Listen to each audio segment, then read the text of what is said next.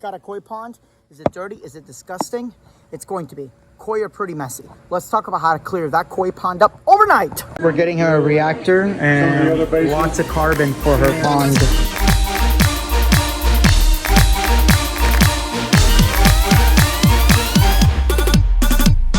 Hey guys, Arnaldo Wolfman here, and I'm here with my mom, Margie. Say hi. Hey. Okay, so this is her beautiful pond of koi fish. You'll see how clear it is right now. It wasn't that clear before, but it got super clear overnight just by adding a little bit of carbon.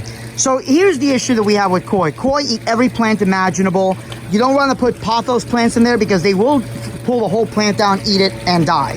So we are looking at some lilies. Until then, this is what we're gonna do. First of all, we are redoing the electric because the electric right now in there is terrible. But we're doing a reactor. And the reactor, you can see right there, we're going with a saltwater bubble magnus reactor. We've extended it. So the pump that normally goes in the bottom, it's been extended with a hose. And we're gonna do the matrix carbon in there as well as the Purigen. Now, once we're done with that, then we're also gonna redo that filter, garbage. That's going out, bigger pump, bigger filter, let's go. We're actually gonna work backwards. We're talking about the filter last and the upgrades to the filter, but let's talk about the reactor. Why a reactor? Well, this is a high quality filter that my mom bought. It has a backwash method where you never have to open it to clean it. So she doesn't want to open these things. The more you open them, eventually the seals wear out. It's a pain. The reactor makes it easier. So in this case, we're doing Purigen. I only have the 3 bags right now. I'm waiting for more to come in, but 3 will do fine for now. It's a 450 gallon pond. We're going to do 2 more bags. You could alternatively just buy the big bucket of Purigen and put in media bags, but I wanted to get what we had available right now. We're also going with the Matrix Carbon from Seachem. Now, I love Seachem. It's not that they sponsor these videos. I wish they did. Hint, hint, nudge, nudge. But Seachem just really makes good products in general. That carbon in a freshwater pond environment, well, they say it lasts for months. We're going to basically have it where it's the reactor is worked on every 3 months.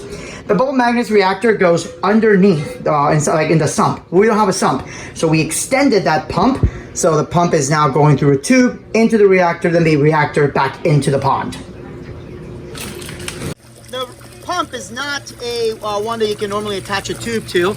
It actually goes right into the bubble magnus. But this was easily solved by doing a couple 3/4 inch threaded to barb fittings. Then that goes into the, you can see right there, the little adapter that comes in the bubble magnus. Super easy. To make this reactor super easy to maintain, we're gonna put the matrix carbon inside the filter media bag. We're gonna do 1/2 liter inside each bag. We're doing multiple projects at the same time because we're both ADHD. So now she's gonna put those in there, the 2 bags of carbon. Now this is theoretically gonna last her for about 6 months, but we're gonna change it every 3 months because carbon's relatively cheap.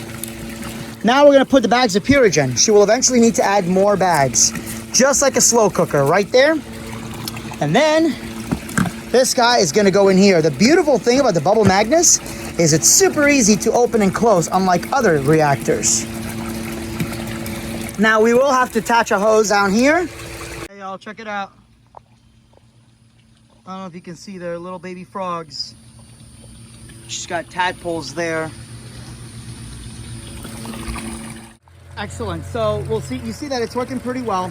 We're gonna eventually put a tube on that and have that going in a different area. There is no more leaking of water. It was leaking a little bit here, and normally that wouldn't matter. Actually, it still is leaking a little bit. I gotta just add a little bit more glue in there. Normally that wouldn't matter in a sump. This isn't a sump, so we just gotta figure that part out. Now she's digging the thing for this massive ass filter. And we're not going to be using traditional biomedia. These things come with plastic balls. If you guys ever get those plastic balls, throw them in the trash. They're no good. These are not opinions, these are facts.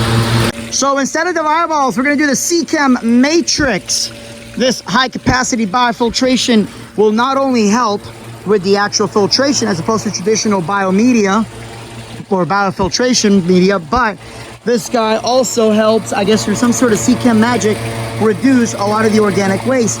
Now, as the organic waste is reduced, that means that there will be less nitrates due to the nitrification cycle. And that's what we want. That's where we've got the Purigen and the carbon.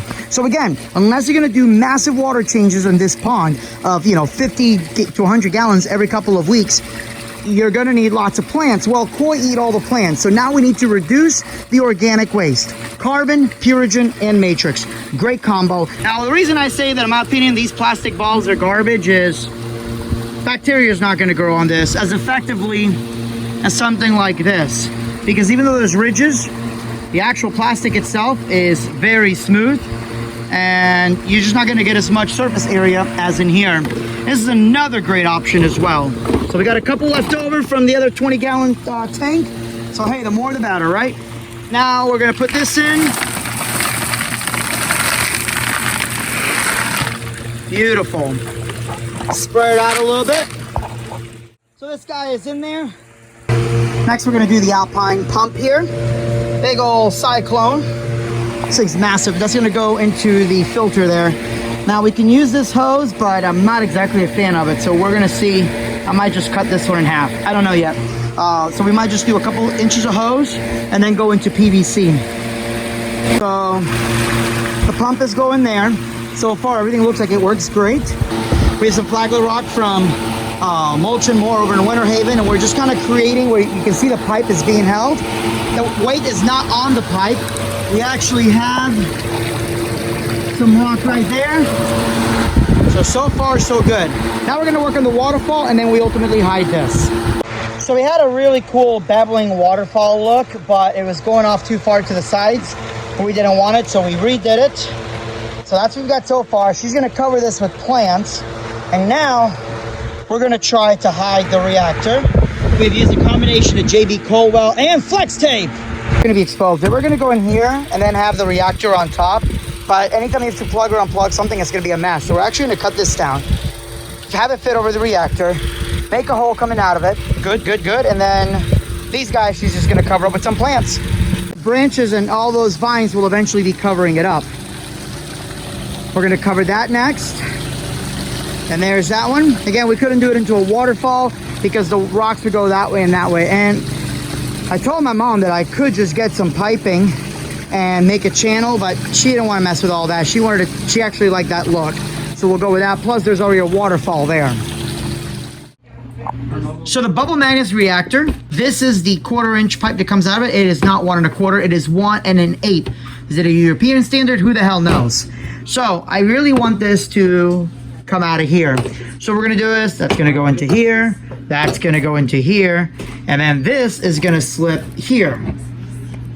Obviously, that's not going to glue properly, so we're going to use JB Cold or JB Quick Weld and do it that way instead of the solvent. This is right now temporary because we need to wait for about 2 to 3 weeks for that to seed. So this is temporary.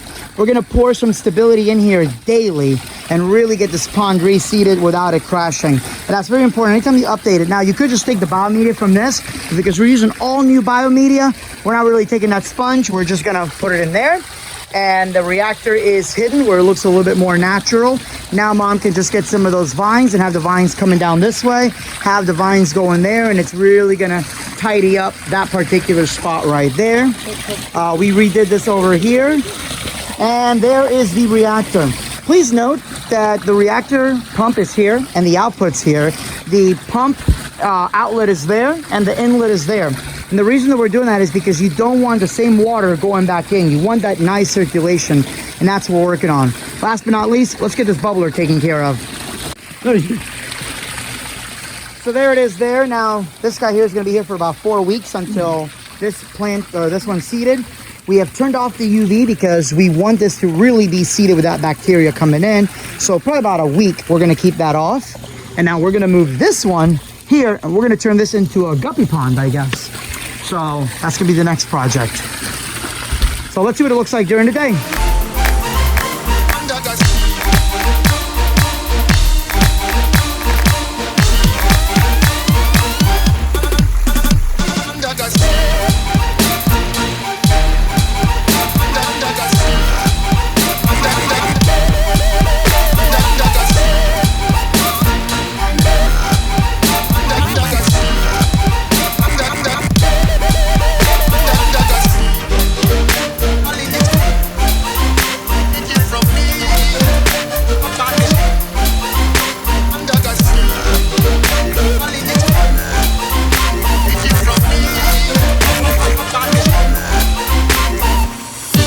all the fish is happy. As after the waves they roll, the fish on the land ain't happy.